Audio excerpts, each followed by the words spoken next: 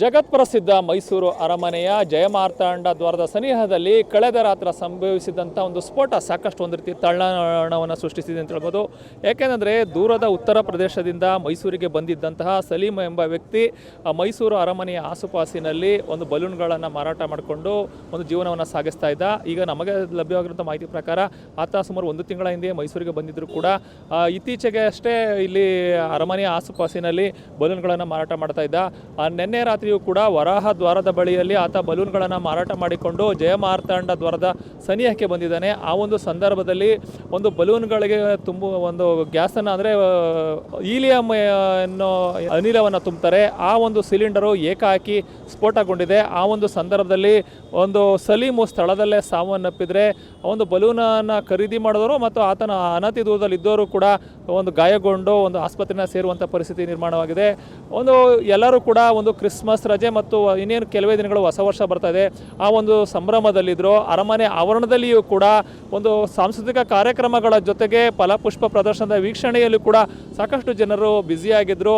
ಇದೇ ಒಂದು ಸಂದರ್ಭದಲ್ಲಿ ಅರಮನೆಯ ಒಂದು ಜಯಮಾರ್ತಾಂಡ ದ್ವಾರದಲ್ಲಿ ಸ್ಫೋಟ ಸಂಭವಿಸಿದೆ ಅನ್ನೋ ಒಂದು ಮಾಹಿತಿ ಲಭ್ಯವಾಗ್ತಾ ಇದ್ದಂತೆ ಸಾರ್ವಜನಿಕರು ಕೂಡ ಸಾಕಷ್ಟು ಒಂದು ರೀತಿ ಆತಂಕಕ್ಕೆ ಒಳಗಾದರು.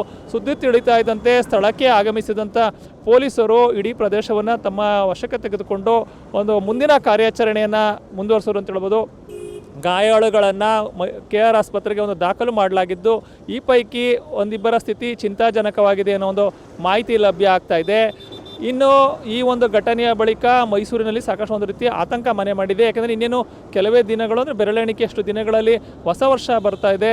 ಇಂತಹ ಒಂದು ಸಂದರ್ಭದಲ್ಲೇ ಅರಮನೆಯ ಸನಿಹದಲ್ಲಿಯೇ ಈ ಒಂದು ಸ್ಫೋಟದ ಘಟನೆ ಸಂಭವಿಸಿರೋದು ಸಾಕಷ್ಟು ಒಂದು ರೀತಿ ಆತಂಕಕ್ಕೆ ಕಾರಣವಾಗಿದ್ದು, ಪೊಲೀಸರು ಕೂಡ ಒಂದು ಸಾರ್ವಜನಿಕರಲ್ಲಿ ಉಂಟಾಗಿರುವಂತಹ ಆತಂಕವನ್ನು ದೂರ ಮಾಡುವ ನಿಟ್ಟಿನಲ್ಲಿ ಸತತ ಪ್ರಯತ್ನವನ್ನು ಮಾಡ್ತಾ ಇದ್ದಾರೆ. ಒಂದು ಘಟನೆಗೆ ಏನು ಕಾರಣ, ಆತ ಎಲ್ಲಿಂದ ಬಂದ ಅನ್ನೋ ಒಂದು ಮೂಲಗಳನ್ನು ಕೆದಕುವ ಮುಖಾಂತರ ಒಂದು ಸ್ಫೋಟಕ್ಕೆ ಕಾರಣವಾದಂತಹ ಮಾಹಿತಿಯನ್ನು ಕಲೆ ಹಾಕೋದ್ರಲ್ಲಿ ಕೂಡ ಪೊಲೀಸರು ನಿರತರಾಗಿ ನೋಡೋದು. ಒಟ್ಟಾರೆಯಾಗಿ ಸಾಂಸ್ಕೃತಿಕ ನಗರಿ ಮೈಸೂರಿನಲ್ಲಿ ಅದರಲ್ಲೂ ಅರಮನೆಯ ಸನಿಹದಲ್ಲಿ ಸಂಭವಿಸಿರುವಂಥ ಈ ಒಂದು ಸ್ಫೋಟ ಸಾಕಷ್ಟು ಆತಂಕಕ್ಕೆ ಕಾರಣವಾಗಿದ್ದು, ಪೊಲೀಸರು ಕೂಡ ಇದರ ಒಂದು ತನಿಖೆಯನ್ನು ಭೇದಿಸುವ ನಿಟ್ಟಿನಲ್ಲಿ ಸಾಗಿದ್ದಾರೆ. ಜನರು ಕೂಡ ಇದರ ಆತಂಕಕ್ಕೆ ಒಳಗಾಗಬೇಡಿ ಅನ್ನೋ ಒಂದು ಸಂದೇಶವನ್ನು ಕೂಡ ಪೊಲೀಸರು ರವಾನೆ ಮಾಡಿದ್ದಾರೆ. ಅದೇ ರೀತಿ ವದಂತಿಗೂ ಕೂಡ ಯಾರು ಕೂಡ ಕಿವಿಗೊಡಬೇಡಿ. ಯಾಕಂದರೆ ಈ ಒಂದು ಘಟನೆ ಇಟ್ಕೊಂಡು ಕೆಲವರು ಬೇರೆ ಬೇರೆ ರೀತಿಯ ವದಂತಿಗಳನ್ನು ಹಬ್ತಾರೆ.